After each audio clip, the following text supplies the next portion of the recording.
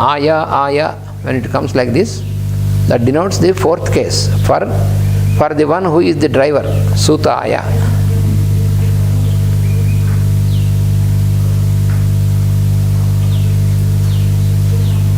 So, Suta is chariot or? Suta is the driver. Chariot is called Ratha. Ratha is chariot.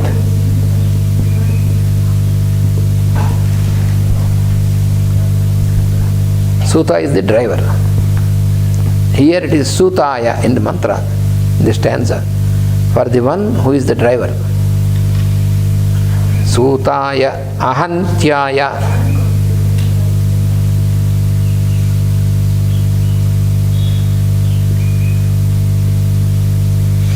Ahantyaya.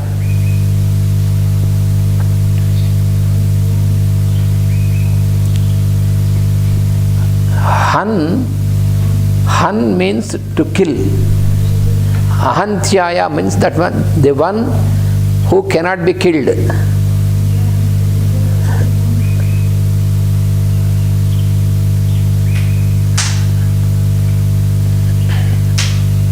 The root Han,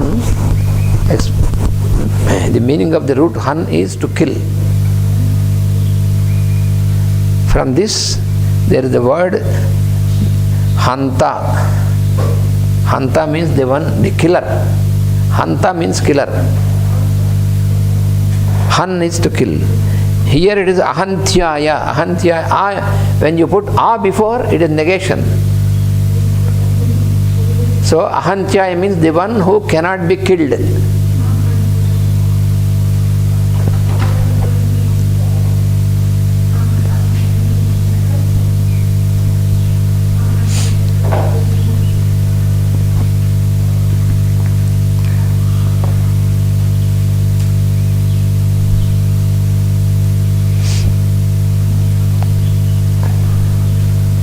And also, here there is a double meaning. We have a double meaning here. One meaning is the one who cannot be killed. That is just one meaning.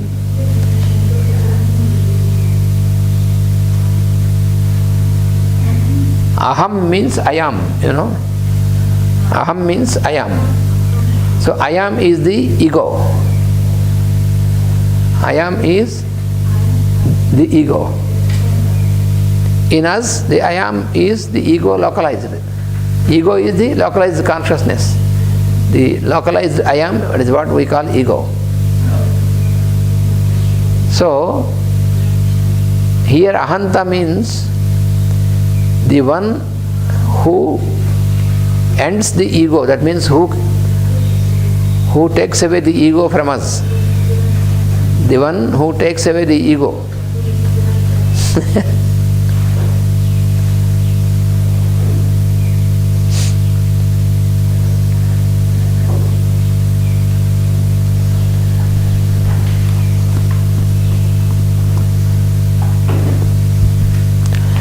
And then Vananam Pataye, Vananam.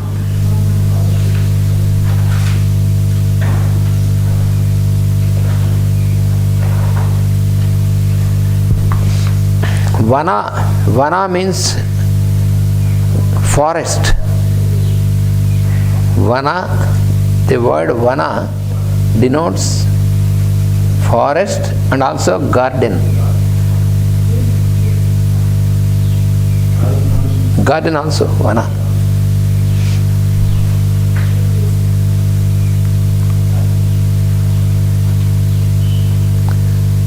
Vananam Pataye means the Lord of the forests.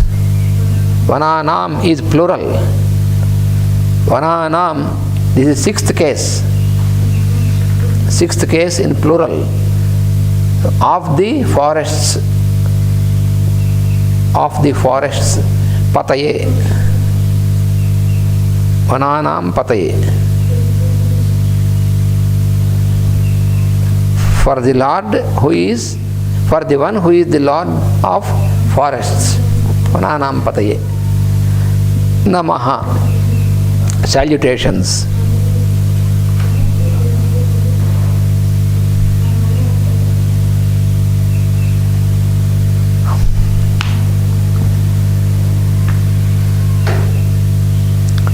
So, Namaha Rudraya Atatavine. Namaha Rudraya Atatavine. Namaha Rudraya is common. Salutations to Rudra.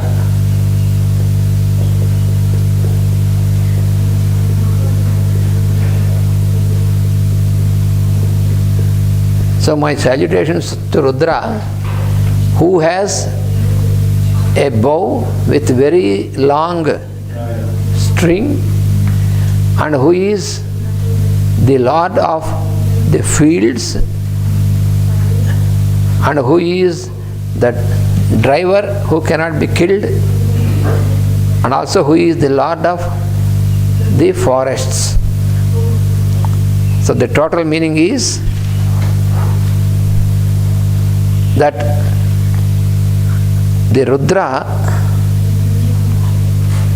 who has the string which is stretched, the string of the bow which has the string of the bow stretched, which is very long, stretch, string,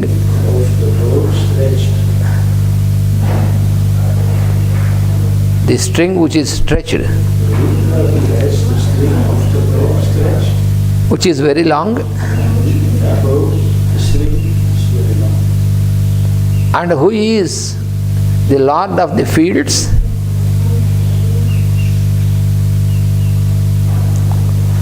who is also the driver,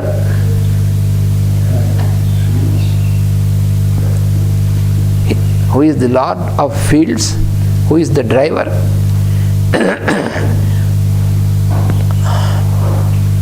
and who is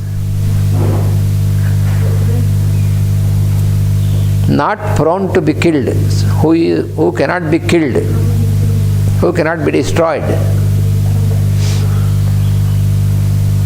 by anyone, who cannot be destroyed or killed by anyone,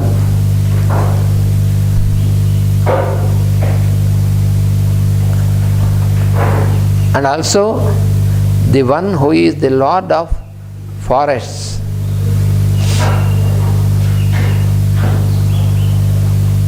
The one who takes out. Yes, that is a double meaning, Ahanta.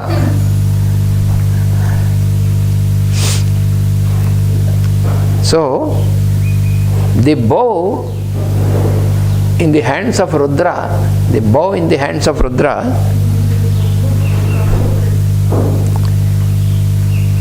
is a symbol for our vertebral column. The bow of Rudra is a symbol for our vertebral column, because our vertebral column is responsible for all the manifestations of the energies.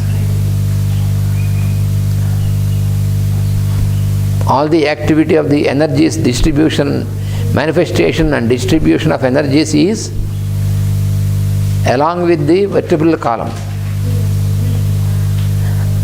Because all the power stations we have in us along the vertebral column.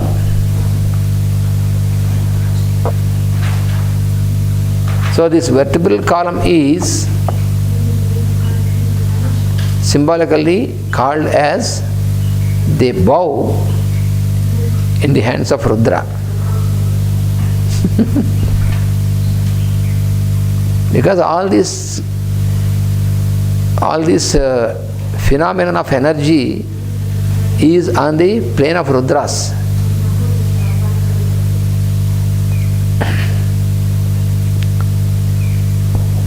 And then what is the string? The string for the bow.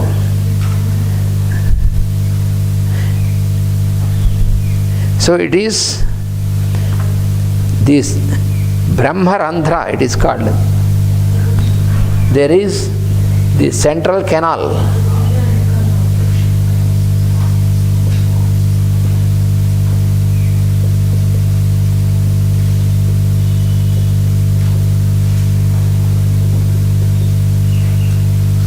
Brahmarandhra.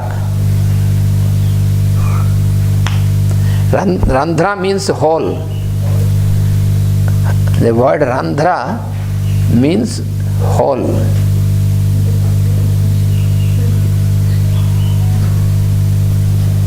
Brahma Randhra. Why it is called Brahmarandhra? Because it is on the top, and from the top there is a canal, a passage.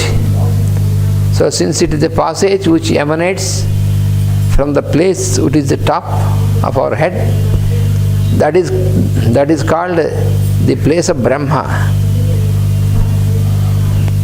The topmost part of our vertebral column, where you have the functioning of the 1,000 petals lotus, Sahasrara. That is the place of Brahma, which is in contact with the Creator consciousness. So this passage starts from that place. So it is called Brahmarandhra. It is the hole or passage. And this is symbolically called as the string of the bow of Rudra.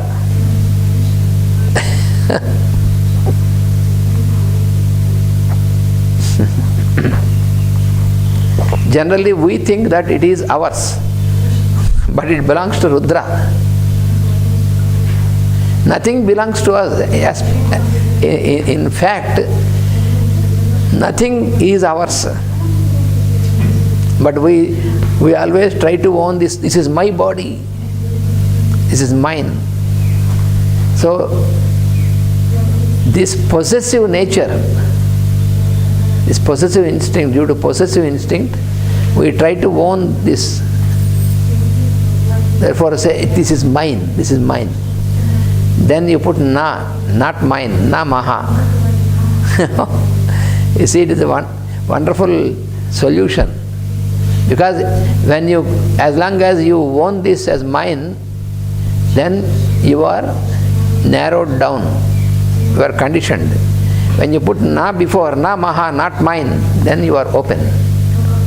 Then you are not conditioned, you are liberated. You are liberated from the limitation.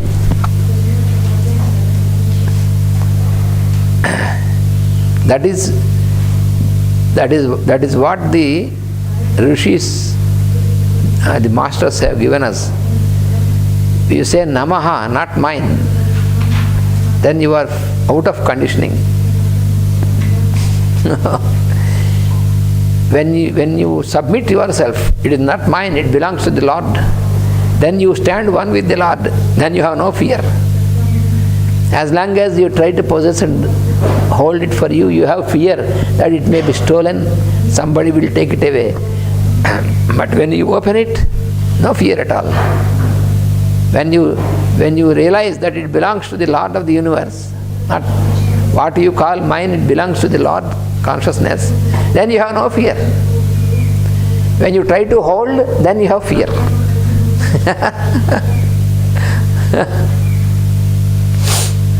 That is what... This is what we have still on the animal evolution in us. Oh yes. Because the animals are also fear. Yes.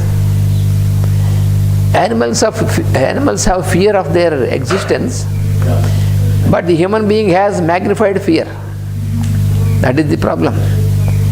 Animals have only one fear, the fear about their existence, but human beings have still enlarged, enhanced fear. That is the problem. And this is extended, this fear of the human beings is extended in several things. So that is why we are more entangled than animals. We feel that we are more evolved than the animals. In certain things it is okay, but in fact, in the experience, unless we free ourselves from the animal instincts, we cannot say that we are evolved. But As long as we are bound by these instincts. this is This is the astral. This is the astral. Yes. Just the This- human being starts only, the human being as a divine creature starts only on the mental plane. On the mental plane. All was below is animal. Below the mental plane is the animal, all the animal instincts. Yeah, half animals.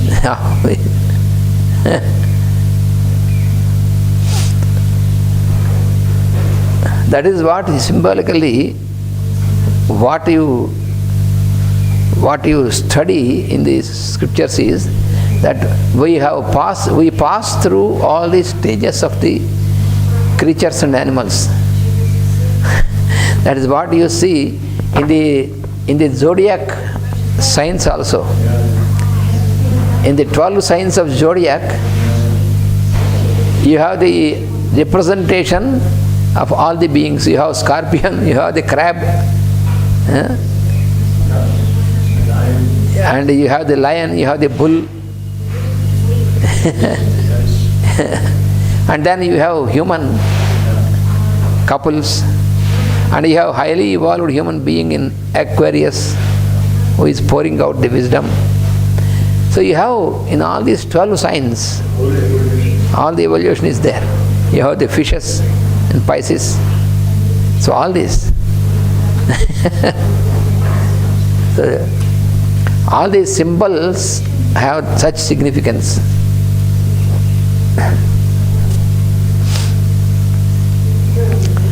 And then kshetra, kshetranam pataye. Kshetra is the field. Field, the field. So, you have the 13th chapter in Bhagavad Gita. The 13th chapter in Bhagavad Gita deals with the field and the knower of the field.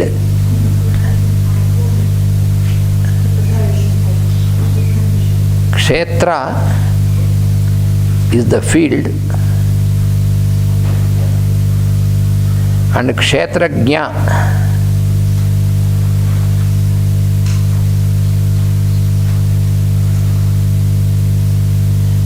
means knower of the field.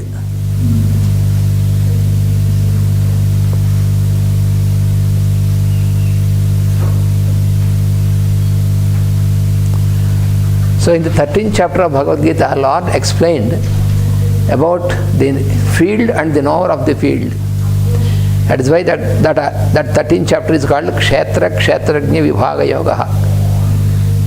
It explains about the Kshetra and Kshetrajna, the field and the knower of the field.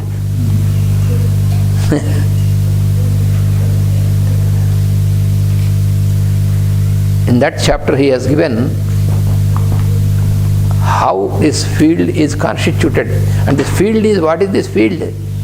Idam sariram kaunteya kshetramitya vidhiyate. The first very stanza. Idam sariram, this body what you have, kshetramitya vidhiyate, it is called as the field.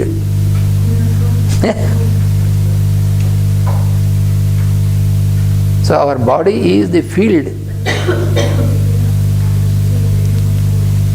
Because so many lines of forces are working in this field. It is a very big magnetic field.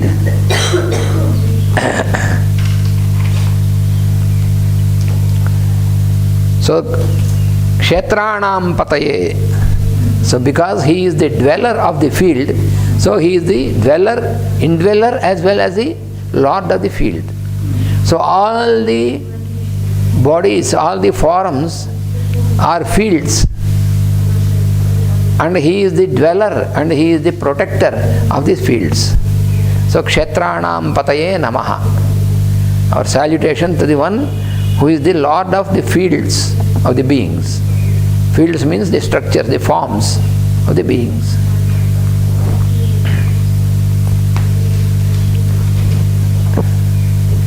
Sutaya, Suta means driver. Who is the driver? Lord is the driver. For what? There should be a chariot.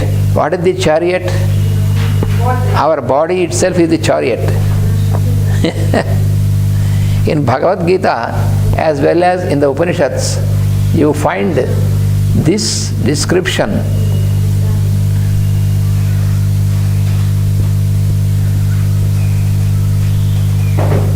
Our senses, they are 5. These are the 5 horses. Indriyani hayanyahu. Indriyas means senses. The 5 senses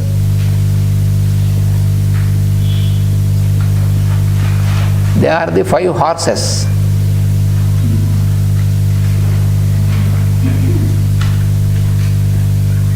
Sariram rathamevacha. And the chariot, body is the chariot. That is chariot. Our body is the chariot. And who is the driver? Buddhi. Buddhim tu sarathim vidhi.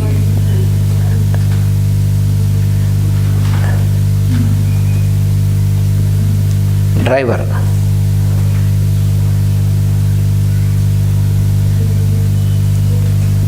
And what is manas? Mind.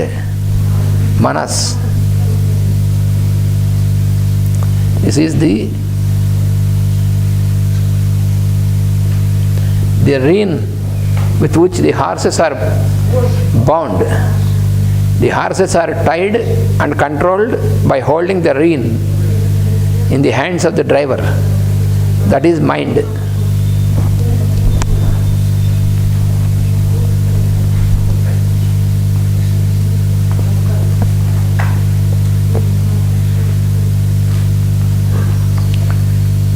So when you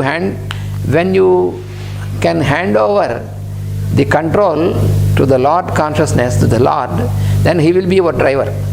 When He is your driver, your journey is safe.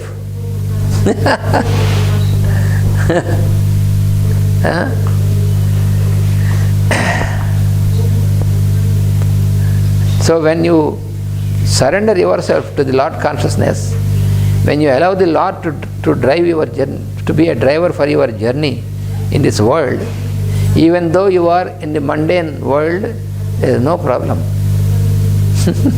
Because He is driving. You are very safe. Like in a chariot which is driven by a very experienced driver who can have a perfect control on these horses. Otherwise, if the driver is not efficient, the horses cannot be controlled, they are not under the control of the driver, then the journey will be awful. It is a chaos. Dangerous. Because each of the horses will run in another each direction. So there are 5 horses, not one. So if each horse is drawn in one direction, the journey, where can he reach? He cannot reach the goal. The journey is miserable.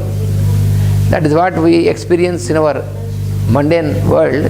Why we make our life miserable is we do not approach a proper driver with the Lord Himself, the Lord consciousness. We want to have control on this, we cannot have. We try to control our mind, we try to control our senses, so it is not possible. And then we fail, and then we are controlled by senses and we are controlled by the mind. The senses, when the horses are not under proper control, each horse can run in its own direction. And then this rein is not properly held because it is not properly handled by the driver, because the driver is not experienced. He is a weak fellow. Then even though you have the chariot is good, even though the horses are good, but the driver is a weak fellow, he cannot control, out of control. The journey is out of control. So you want to reach one place and you are not sure if you will reach or not. That is our life. The journey in our life will be like that. So if you give this control to the Lord consciousness, submit yourself to that, then you are on yogic path, you are in yogic living. then your journey is most comfortable. You have no problem at all. And that is the analogy given in Bhagavad Gita and also in the Upanishads about our mundane life, our journey with this chariot and the horses. So our body is the chariot. So who is the Suta, the driver? The Lord himself is the Suta. Sutaya Namaha, to the Lord who is in the form of the driver, who is always ready for us. You see, even though he is the Lord of the universe, but he is so kind that he is always ready, but you are not making use of him.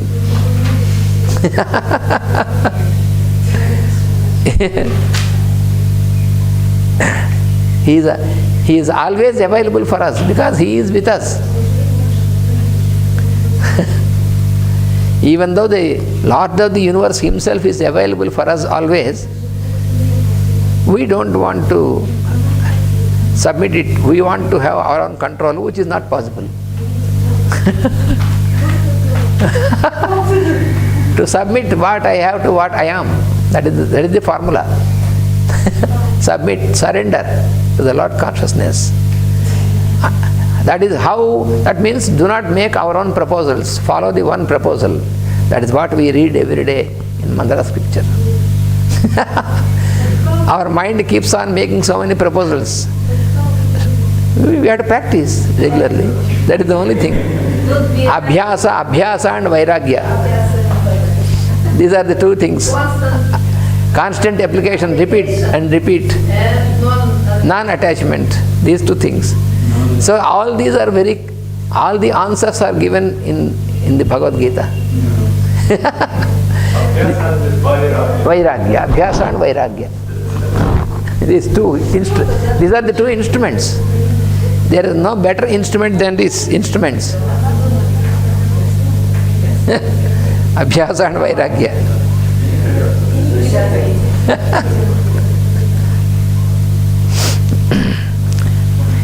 That is what Arjuna asked, questioned the Lord. You say that we should have a control on mind and senses, but I find impossible to have a control on the mind. How can I manage this? And he says, Abhyasa and Vairagya. It is true that the Lord says it is true because it is the very nature of the mind that it goes always hither and thither. But you cannot control like that. You have to apply these two instruments, Abhyasa and Vairagya.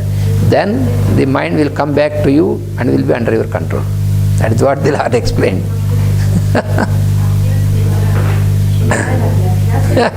this is more or less the story.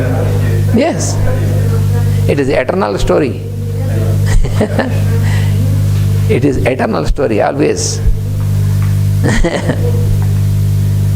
So, our journey, the journey in this mundane world, it is this chariot is given to us.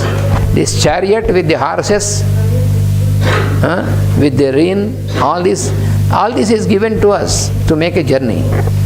So we cannot avoid the journey.